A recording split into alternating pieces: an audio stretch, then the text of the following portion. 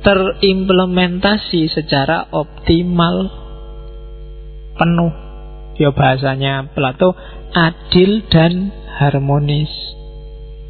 Adil itu berarti pas, harmonis itu berarti selaras. Dan makanya tiap kali khutbah Jumat itu anak khotibnya selalu bilang, innallaha ya'muru bil adli wal ihsan. Adil itu pas, butuhnya 10 dikasih 10. Cuma dalam Islam, dalam konteks hubungan dengan yang lain, kadang-kadang perlu ditambahi ihsan. Ihsan itu misalnya kalian punya utang 10, mengembalikan 12. Nah itu, yang 2 itu namanya ihsan. Nah, katanya Plato, fungsi jiwa itu optimal kalau dia pas, adil dan harmonis. Harmonis itu berarti epitomia ya, tumos ya, tapi selaras dengan akal yang jadi rajanya. Itu namanya harmonis. Tidak gegeran, nggak konflik. Konflik itu kan misalnya akalmu melarang-larang bahwa itu jelek, tapi kamu disetir oleh epitomia yang jelek pun diterjang. Itu berarti nggak harmonis, nggak adil. Misalnya harusnya kamu sehari makan 3 kali, tapi meskipun kamu punya, kamu makan 1 kali karena ingin menyiksa diri. Nah, itu namanya nggak adil. Jadi harus adil. Nah, itu berarti apa? Manusia yang jiwanya diimplementasikan secara optimal dan harmonis, itu berarti dia adil. Oke, kita lihat lagi. Orang yang bisa mengoptimalkan fungsi-fungsi jiwanya, inilah nanti orang yang bahagia. Jadi filsafat kebahagiaannya Plato ada di situ. Nanti kita lihat apa saja sih keutamaan yang arete tadi. Ya katanya Plato, paling tidak kualifikasinya paling dasar ada 4.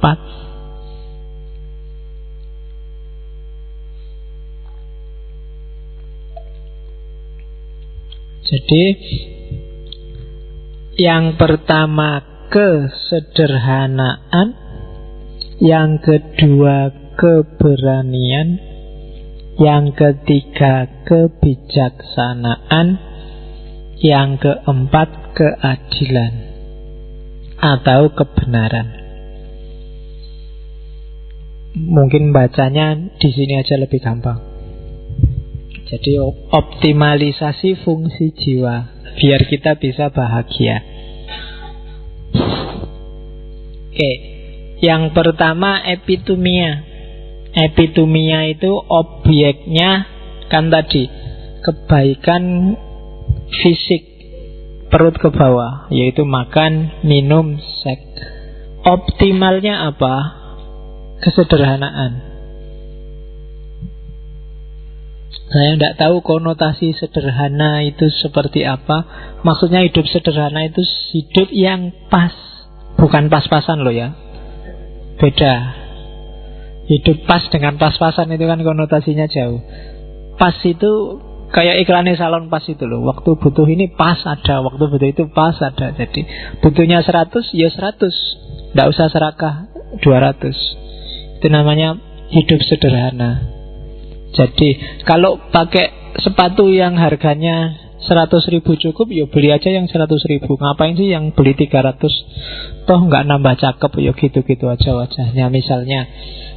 Itu sederhana namanya. Jadi hidup sederhana itu bukan hidup kekurangan, bukan hidup pas-pasan, tapi hidup yang pas. Nah, optimalnya epitomia itu yang sederhana, maksudnya yang pas. Kalau pasnya kamu 1 piring dan 1 piring itu sudah kenyang, ya sudah. Itu namanya pas, sederhana. Atau mungkin temanmu yang satunya enggak, Pak, kalau 1 piring masih kurang, Pak, masih nyisih di sini. Biasanya saya 3 piring, Pak. Oh ya, 3 piring itu pas. Kalau kamu memang pasnya 3 piring, makan 1 piring itu enggak sederhana. Itu kalau di agama namanya zalim. Menzalimi perutmu sendiri. Biasanya isinya 3, kamu kasih 1 atau 5 nasi kucing tapi ya. Jadi nasi kucing kan kadang-kadang sampai 6-7 kan kalian. Lebih banyak dari biasanya. Jadi utamanya, jadi aretenya epitumia itu pas, sederhana. Jadi makan, minum, seks itu keutamaan kesederhanaan. Jadi jangan lebih dan jangan kurang. Seks juga begitu, jangan dikurangi sampai tidak kawin, juga jangan lebih. Lebih itu boros, kuat apa ya boros itu ya mungkin ngentek-enteki pasangan apa, pokoknya satu aja cukup kan, nggak harus dua. Kalau satu kurang ya nambahlah dua, kan gitu. Loh kan logikanya kan gitu. Ya kalau sudah satu, sudahlah kamu satu-satunya selesai ya sudah, berarti satu aja. Tapi besok butuh satu lagi Pak untuk cadangan, oh ya. Itu urusan lain itu. Tapi yang jelas sesuai kebutuhan, pas. Nah, kalau yang tumos, yang tadi harga diri, cita-cita, status, itu sederhana pasti. Sederhana dalam arti harus pas. Kalau over namanya sombong, kalau kurang namanya minder. Harus pas. Dan juga berani. Berani itu kan tengah-tengah antara takut dan nekat. Saya Pak bercita-cita jadi TNI Angkatan Laut Pak. Bisa berenang? Tidak bisa Pak. Itu namanya nekat. Ya namanya bukan berani. Jadi berani itu tengah-tengah. Kamu bukan penakut sih. Tapi saya mau belajar kok Pak. Oh ya berarti itu berani. Jadi itu untuk tumos sederhana, penuhi secara pas. Orang juga butuh status, orang juga butuh harga diri, orang juga butuh nama, orang juga butuh ambisi. Tapi jangan berlebihan, juga jangan kekurangan, dan berani. Nah, jadi level tumos kalau sederhana dan berani berarti optimal, pas. Terus logostikon atau logistikon itu objeknya kan kebaikan, pengetahuan, kebaikan dalam dirinya sendiri. Ada tambahannya, keutamaan sederhana, berani, dan selalu nambah pengetahuan. Itu berarti optimal. Semakin banyak pengetahuannya, semakin optimal logosnya. Jadi untuk memuaskan logos, kamu boleh nambah terus-menerus. Karena rumusnya pengetahuannya ditambah terus tidak apa-apa. Jadi sederhana, berani, dan pengetahuannya nambah terus. Kalau tumos sederhana dan berani. Kalau epitumos sederhana saja. Sederhana berarti pas.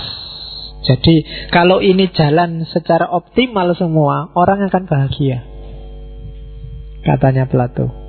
Jadi epituminya terpenuhi, tumosnya terpenuhi, dia punya gairah, punya semangat, dan logosnya selalu bertambah. Oke. Nah, kalau sudah optimal gimana sih untuk mencapai kebahagiaan? Katanya Plato, geraknya jiwa yang mencari kebahagiaan itu ada dua. Jadi yang pertama, gerak membersihkan epitumia dan tumos biar jadi sederhana dan berani tadi. Gerak yang kedua, setelah beres dirinya sendiri bersih, terus jalan, dialah yang jadi pemandu. Jadi geraknya dua kali. Jadi membereskan penumpang dan nyetir ke arah tujuan. Jadi dua kali. Beresin kudanya, sayapnya, keretanya, kemudian memandu ke jalan yang diinginkan.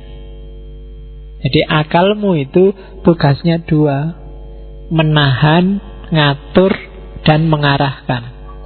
Jadi dua. Setelah ngatur, mengarahkan. Nah, ini sebenarnya sangat sufistik. Jadi di sufi-sufi kalian sering dengar ajaran semacam ini. Jadi gerak jiwa itu gerak membersihkan dan gerak mengarahkan. Itu semacam takhalli tahalli dan tajalli. Kalau tajalli berarti sudah sampai tujuan. Takhalli dibersihkan, tahalli diarahkan, diisi dengan yang baik, dan terakhir tajalli. Itu ada di filsafatnya Plato. Terus catatan lagi dari Plato, keutamaan itu bukan pertukaran. Ini diingat-ingat ya, bukan ijolan. Maksudnya ijolan itu kadang-kadang kan kita gini, menukarkan kenikmatan yang kecil demi kenikmatan yang besar. Kamu melekan demi nilai ujian bagus. Kamu korbankan tidurmu demi nilai yang bagus. Ini namanya ijolan. Semacam ini tidak utama. Jadi tidak bagus. Kenapa? Tidak esensial. Gaya semacam inilah yang bikin, misalnya Saiful Jamil, dia rajin poso Senin Kemis, rajin tahajud, tapi yo akhirnya kejebak juga di situ. Kenapa?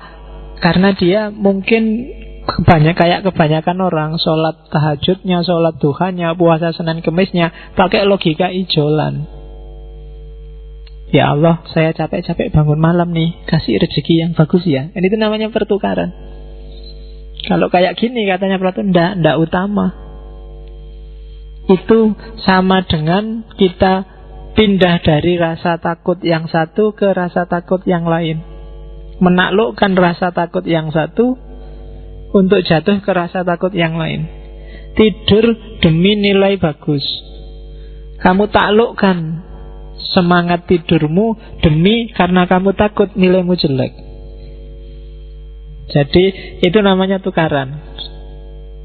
Ngaji kayak gini, Mas, tiap malam ngaji gimana sih? Biar dapat barokah, terus aku pinter. Kalau pinter nanti bisa. Itu berarti ijolan. Katanya Plato, enggak. Katanya Plato, gaya ijolan itu ambigu dan tidak jelas. Jadi kenapa oleh Plato disebut ambigu? Ya karena tidak pasti. Di situ kalimatnya ambigu itu, masalahmu sebenarnya nggak hilang. Kamu tetap ada di rasa takut. Saya siap Pak mengorbankan jam 9 waktu duha, waktunya kerja, tak pakai sholat duha. Loh bayangkan, waktunya orang sibuk-sibuk kerja Pak, saya sholat. Cuma kenapa? Biar rezekiku tambah. Itu sebenarnya kamu menaklukkan rasa takutmu bekerja karena rasa takut kamu miskin. Jadi dari rasa takut satu ke rasa takut yang lain, itu namanya pertukaran. Cuma ijolan, gak ada yang berubah, kamu tetap masih takut. Nah itu katanya Plato enggak. Ya bukan gak boleh, tapi itu enggak utama. Biar utama gimana? Jalurnya harus logos. Logos itu pakai akal. Kenapa kok sholat duha tiap hari? Ya karena saya itu kan rezekiku banyak, jadi saya harus bersyukur.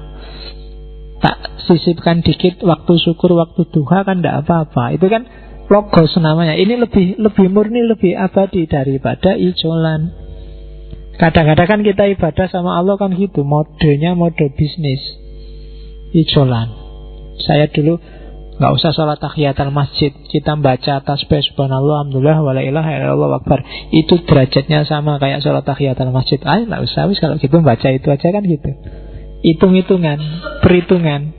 Barang siapa membaca doa ini sekian kali maka dikasih ini. Akhirnya kan kamu ngitung bener pas kurang 30. Terus diwujud lagi. Suwi men ya kurang. Nah, saya gitu, kamu perhitungan. Dianggapnya Allah sedetail itu kayak akuntan. Wow, mohon maaf doamu gak tak kabulkan karena subhanallahnya harusnya 33, kamu 32 kurang 1. Misalnya, apa ya sampai segitunya Allah itu karena kita logikanya logika ijolan sama Allah. Kita berbisnis sama Tuhan. Katanya Plato enggak, yang kayak gini tidak utama. Jadi keutamaan bukan ijolan. Oke. Nah, ini yang mewarisi teori gurunya Plato. Katanya Plato, Orang jahat itu tidak ada sebenarnya. Kalau ada orang melakukan kejahatan atau kesalahan, itu sebenarnya karena dia tidak tahu. Kita lihat ya, rentetan logikanya Plato. Yang pertama, kalau ada orang melakukan salah atau jahat, itu pasti dia nggak sadar atau nggak tahu. Kenapa? Yang pertama, tidak ada orang yang ingin merusak dirinya sendiri, ingin menyusahkan dirinya sendiri. Ketika orang melakukan kesalahan, itu dia tidak tahu kalau kesalahan itu sebenarnya merusak dirinya sendiri. Dia nganggapnya kesalahan itu menguntungkan dirinya sendiri. Jadi kuncinya sebenarnya dia tidak tahu. Kalau dia tahu bahwa kesalahan itu merusak dirinya sendiri, dia tidak akan melakukan itu. Orang tidak tahu kan nggak sadar. Jadi rumusnya Plato, orang jahat itu tidak ada. Yang ada orang tidak ngerti. Kalau ada orang begal, dia nganggapnya dengan begal itu hidupnya akan lebih nyaman, lebih untung, lebih tentram, lebih nikmat. Padahal orang yang ngerti, ndak, dengan kamu begal hidupmu lebih susah, lebih sumpek. Mungkin kamu dapat uang banyak sebentar, tapi setelah itu kamu sengsara, dicari orang, gak bisa hidup bebas, lebih susah loh. Dia gak nyampe ke sana. Dia ndak tahu. Kalau dia tahu, mungkin dia gak melakukan itu. Orang yang memperkosa misalnya, loh, dia mikir, wah dengan tak perkosa enak aku dapat tahu rasanya. Loh, dia nggak paham rasamu yang cuma berapa. Kamu kuatnya berapa? Kuat. Iyalah. Gak ngono, levelmu menit apa detik? Iya, apa jam, apa hari? Jadi hanya beberapa detik itu nikmat, bukan bahagia. Nikmat beberapa detik itu. Taruhannya sangat besar, rusaknya sangat panjang. Maka sebenarnya kamu nggak tahu resikonya, nggak ngerti resikonya, kamu nggak sadar melakukan itu. Jadi katanya Plato, nggak ada orang jahat, yang ada orang nggak ngerti. Maka nanti katanya Plato, konsekuensinya apa? Orang itu kalau dia ngerti dan tahu, pasti baik. Itulah maka kuncinya sejak awal tadi Plato bilang logos, logos, logos yang harus nyetir. Semakin kamu paham bahwa itu ngerusak dirimu, semakin kamu tidak melakukan itu. Jadi orang jahat itu tidak ada. Yang ada orang yang tidak tahu. Nah itu rumusnya Plato. Jadi maka kamu nggak perlu nyalah-nyalahin orang kalau ada jatuh, dia nggak tahu. Berilah dia tahu resikonya, dampaknya. Karena nggak ada orang yang nyari susah untuk dirinya sendiri minimal. Terus akhirnya apa? Kalau sudah harmonis, sudah adil, sudah beres jiwanya, maka kamu bahagia. Kalau sudah bahagia, kenapa sih? Kalau sudah bahagia, kita akan eudaimon. Eudaimon. Makanya filsafat kebahagiaannya Plato kan disebut eudaimonia. Jadi daimon itu apa? Intelek, akal, atau sesuatu yang bercorak ketuhanan. Jadi tujuan hidup kita, begitu kita bahagia, seperti rumusnya Plato tadi, saat itu juga sebenarnya kita sedang dekat, serupa, mirip dengan yang ilahi. Itu yang tadi digambarkan keretanya terbang ke atas, maka dia dekat.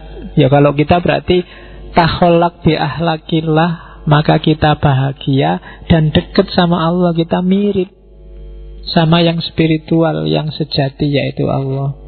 Ya kalau bahasanya sana daimon, atau daimon itu intelektual murni, coraknya ketuhanan. Jadi kalau akal kita nyetir bagian-bagian jiwa tadi secara optimal, maka kita akan bahagia. begitu kita bahagia dengan rumusnya tadi, saat itu juga sebenarnya kita sedang mirip dengan Allah. Kita dekat dengan yang ilahi. Oke, jadi ujungnya teorinya Plato menunjukkan sebenarnya dia banyak terpengaruh oleh tradisi spiritualitas, bahwa bahagia di dunia itu otomatis kamu bahagia di akhirat. Jadi dia bukan dua hal yang berbeda. Jadi tidak ada ceritanya orang senang di dunia saja akhiratnya susah, tidak mungkin. Kalau nikmat iya, tapi kalau bahagia tidak. Begitu orang bahagia di dunia, otomatis dia akan bahagia di akhirat. Karena jalan untuk bahagia itu jalan menaklukkan jiwa lewat rasio. Itu rumusnya Plato. Jadi tidak ada orang bahagia orang jahat itu bahagia di dunia, di akhirat nanti susah. Enggak. Orang jahat yang kacau, yang tidak tahu tadi, ya dia susah di dunia sebenarnya, dan di akhirat juga akan susah. Yang bahagia di dunia, di akhirat juga akan bahagia. Itu rumusnya Plato. Oke, ada beberapa quote yang menurut saya bagus dari Plato. Yang pertama, wise men speak because they have something to say. Fools because they have to say something. Orang bijaksana itu ngomong karena ada sesuatu yang ingin dia katakan. Sementara orang bodoh itu ngomong karena dia ingin mengatakan sesuatu. Pikiran dewe. Ya. Jadi yang satu karena sudah ada isinya, ada sesuatu yang ingin dia katakan. Sementara orang bodoh itu ngomong karena ingin mengatakan sesuatu. Oke, ada lagi. Ini yang tak pilih, yang saya tertarik. Banyak quotes-nya Plato yang bagus-bagus. We can easily forgive a child who is afraid of the dark. The real tragedy of life is when men are afraid of the light. Kita bisa dengan mudah memaafkan kalau ada anak kecil takut kegelapan. Tapi tragedi yang sebenarnya dalam hidup adalah ketika orang tua takut kegelapan. Takut cahaya, bukan kegelapan. Jadi kalau anak kecil takut kegelapan itu wajar. Tapi sekarang banyak orang tua yang takut cahaya. Banyak orang yang takut kebenaran karena dia merasa dirinya sendiri sudah benar. Ketika ditunjukkan cahaya dia tidak mau. Ditunjukkan yang lebih benar, lebih baik dia tidak mau. Pokoknya milikku paling benar. Menutup diri. Semua yang menutup itu biasanya cahaya nggak bisa masuk. Gelap. Jadi ini Plato mau ngomong, kalau anak kecil takut kegelapan biasa. Tapi sekarang banyak orang besar takut cahaya. Karena begitu cahaya dia terima, mungkin banyak pikiran-pikirannya yang harus direvisi. Dan itu dia tidak mau. Itu namanya takut cahaya. Good people don't need laws to tell them to act responsibly. And bad people will find a way around the laws. Orang baik itu tidak butuh hukum yang ngasih tahu mereka untuk bertindak secara bertanggung jawab. Orang baik itu tidak ada hukum, tidak ada aturan, tidak ada kitab suci pun dia tetap melakukan yang baik. Tapi orang jelek, meskipun ada hukum, ada aturan, ada undang-undang, ada kitab suci, will find a way around the laws. Akan nyari jalan untuk keluar dari hukum. Bedanya di situ. Akan mensiasati hukum, akan nyari khilah dari hukum. Ya, ini nanti kalian kapan-kapan kita ngomong republiknya Plato, filsafat politiknya. Yang kita omongkan hari ini sebenarnya bagian kecil dari teori-teorinya Plato. Yang terakhir, ini agak rumit, tapi untuk bahanmu mikir di kamar ya. Apakah sesuatu itu suci sehingga dia dicintai oleh Tuhan? Artinya itu. Ataukah dia suci karena dicintai oleh Tuhan. Oh, itu rumit ini. Jadi apakah sesuatu itu suci dalam dirinya sehingga dicintai oleh Tuhan, ataukah sesuatu itu sebenarnya biasa-biasa aja, tapi karena dicintai Tuhan maka dia jadi suci. Kalau yang pertama, Tuhan itu tidak terlibat, pada dirinya sendiri dia suci. Tapi di yang kedua, sebenarnya suci tidaknya sesuatu itu tergantung diridhoi Tuhan apa enggak, dicintai Tuhan apa enggak. Jadi tidak pada dirinya sendiri. Hari ini banyak orang yang melabeli sesuatu benar, suci, sakral pada dirinya sendiri, pada sesuatu itu, tidak pada Allahnya, tidak pada Tuhannya. Wah, ini panjang sebenarnya uraiannya, ya untuk bahanmu aja mikir. Apakah sesuatu itu benar dan suci karena diridhoi Allah, ataukah dia benar dan suci pada dirinya sehingga terus diridhoi oleh Allah? Oh, itu pikirin sendiri, menurutmu yang pas yang mana. Meskipun kalau menurut Plato, kalimat terakhir itu yang pas.